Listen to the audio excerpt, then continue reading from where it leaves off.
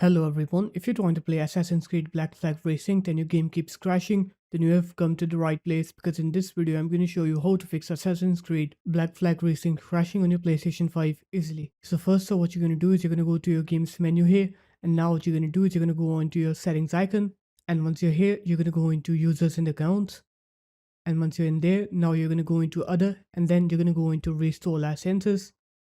And once you're in there, now you're going to select Assassin's Creed Black Flag Resynced in this game's list, and then you're just going to click restore on here, and then it's going to start restoring the game's license.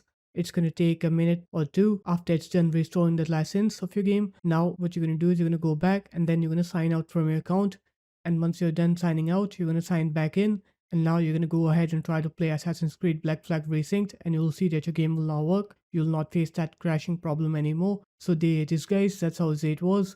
If you guys found this video helpful, make sure to leave a like, comment and subscribe to the channel, and I'll see you in my next video. Peace.